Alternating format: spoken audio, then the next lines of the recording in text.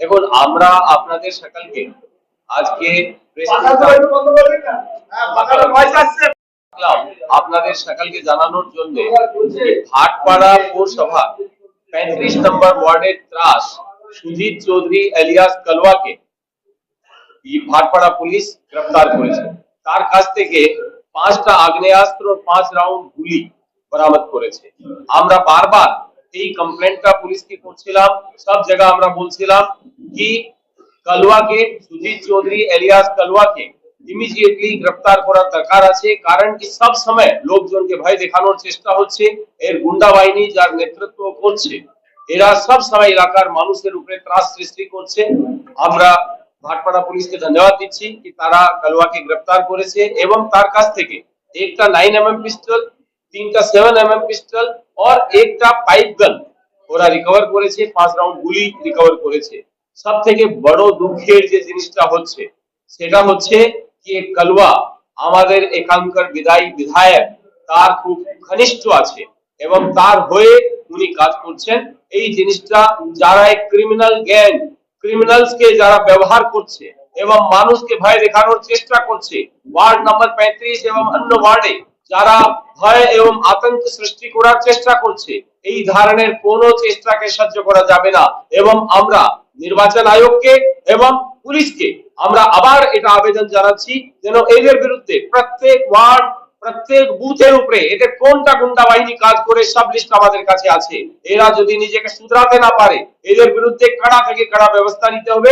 এটাই আমরা পুলিশের কাছে এবং নির্বাচন কমিশনের কাছে আমরা অনুরোধ করছি। আমরা খোঁজ পাচ্ছি অনেকগুলো আগ্নেয়াস্ত্রগুলোকে ইকট্ঠা করা হচ্ছে। তার জন্য আমরা ভাটপাড়া থানাই না, জগদ্দল থানা আর বাকি আমাদের যে আরো দুটা থানা আছে বাসুদেবপুর, और এদের সকলকে আমি রিকোয়েস্ট করব যারা যেন ওর এলাকায় ওরা এই যারা যারা ক্রিমিনাল অ্যাক্টিভিটিজ এর মধ্যে যারা গ্যাংস্টার আছে, ক্রিমিনালস আছে, রাউডিজ আছে, তাদের বিরুদ্ধে সঘন অভিযান চালাতে হবে। সেন্ট্রাল প্যারামিলিটারি ফোর্সের অফিসাররাও যারা এখানে এসেছেন তাদেরকেও আমি রিকোয়েস্ট করছি এবং যে police observer and general observer যারা আছে তাদেরকেও আমরা রিকোয়েস্ট করছি কি যাদের লিস্ট আমরা দিয়েছি তাদের বিরুদ্ধে কঠোরতম অ্যাকশন নিতে হবে।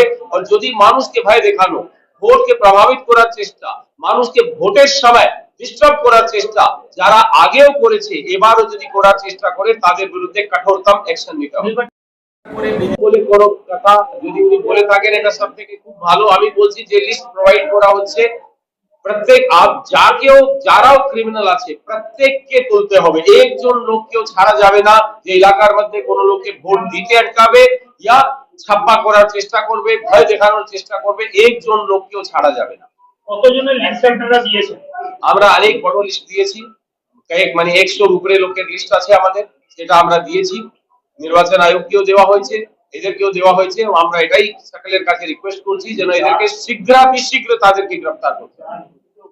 অভিযোগ তো তার তো মানে নাম্বার 1 উনি, আমি আপনাকে একটা ছবি দেখাচ্ছি, উনি হচ্ছেন আমাদের বিধায়কের ঘনিষ্ঠতম ব্যক্তি যে ওনার সঙ্গে দাঁড়িয়ে আছে সব সময়। আর আজকে পুলিশ যেটা প্রেস কনফারেন্স করে ওরা যে বলেছে 5টা আগ্নেয়াস্ত্র তারা রিকভার করেছে, গুলি বন্দুক রিকভার করেছে এবং আমাদের কাছে যেমন একজন আমাদের কর্মীকে ওখানে পিটানো হয়েছিল কিছুদিন আগে যে হসপিটালে হলো, ওকে হত্যা করার চেষ্টা করা হয়েছে, যে কেসটাও দর্জ হয়েছে, তাদের মধ্যেও এই গ্যাং এর নাম ওখানে উঠে এসেছে। তো আমরা এইসব জিনিসটা আমরা চাইছি কি নির্বাচন যেন সুস্থভাবে নির্বাচন হয়, ফ্রি ফেয়ার পিসফুল ইলেকশন হয়। তার জন্য এই ধরনের একটাও গুন্ডা ক্রিমিনাল এলিমেন্ট যেন বাইরে না থাকে। আর এই গুন্ডাদেরকেও আমি বলতে চাইছি যদি এরা নিজেকে না শুধরাবে 4 তারিখের পরে যখন পশ্চিমবঙ্গে বিজেপির সরকার আসবে আমরা এদের যে হাসর করব সেটা দেখার মতো হাসর হবে। আর আমরা এটা থানাকে, সিপি কে, ডিসিপি কে সবাইকে আমরা বলবো যে ওরা যেন এর উপরে ইমিডিয়েটলি তারা ত্বরিত কারবাই এর উপরে। দেখুন, আমি আমার বিধানসভা কেন্দ্র নিয়েই আমি চিন্তিত আছি, বাকিরাও নিশ্চয়ই করেছে, তো আমি ওটা বলতে পারবো না ওপেন, ওটা আপনারা ওদের কাছ থেকে জানতে পারেন।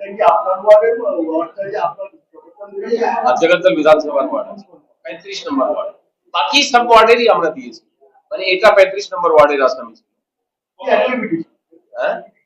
অ্যাক্টিভিটি সব লোকজনকে চমকানো, ধমকানো, ইভেন পুকুর ভরাট করে দেওয়া, পুকুর ভরাট করে বিক্রি করে দেওয়া, লোকজনের কাছ থেকে পয়সা তোলা, কোনো ছোট মোটো কেউ কাজ করবে ওর কাছ থেকে পয়সা তোলা, এরা এত বেশি পেশার মধ্যে লিপ্ত হয়ে আছে কি তাদের আকাদেরকে নাকি রিসেন্টলি একটা ব্ল্যাক থার গাড়ি গিফট করেছে, একটা পুলিশ একটা থার গাড়ি সিজও করেছে, আমি জানি না এটা সেই থার গাড়ি নাকি অন্য কিছু আছে, ও গাড়িটাও গিফট করেছে।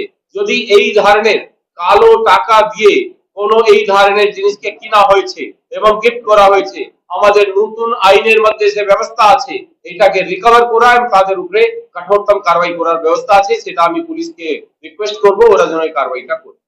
আমি 100% শিওর আছি নির্বাচন কমিশনের যোগ্যতার উপরে আমার পূর্ণ আস্থা আছে, তারা একটাও স্টেপ বাকি রাখবে না যে নির্বাচন সুস্থভাবে হোক। তো আমরাও আমাদের তরফ থেকে ওদেরকে হেল্প করছি, বাকিদেরকেও আমি বলছি তারাও হেল্প করুক, কিন্তু গুন্ডা বাহিনীকে ছেড়ে রাখা যাবে না, ওদের উপরে কঠোরতম কারবাই করতে হবে, এটাই আমি নির্বাচন আয়োগ এবং পুলিশের কাছে রিকোয়েস্ট করব। দেখুন, নির্বাচন আয়োগ পুরো জিনিসটা মনিটর করছে এবং আমার বিশ্বাস আছে বেশিরভাগ অফিসার খুব ভালো আছে, কিছু লোক খারাপ হতে পারে, তো যারা ভালো অফিসার আছে এবং ওদেরকেও আমি বলছি যারা এখনো মনে করছে কি কোন ওই সরকার চলে আসবে এবং তাদের প্রিয় পাত্র হয়ে ওরা বেঁচে থাকবে, এই জিনিসটা ওরা জেনে রাখুক। আমাদের সকলের অ্যাক্টিভিটি আমাদের চোখে পড়ছে এবং আমরা খেয়াল রাখছি কে কোন, আমরা বলছি না কাউকে ফেভার করতে হবে, আমি বলছি ফ্রি এন্ড ফেয়ার ইলেকশন করাতে হবে, কাউকে ফেভার করার কাউকে মানে পক্ষপাত করার দরকার নেই, আপনি ফ্রি এন্ড ফেয়ার ইলেকশন করান, সেটাই আমরা সবাইকে বলছি।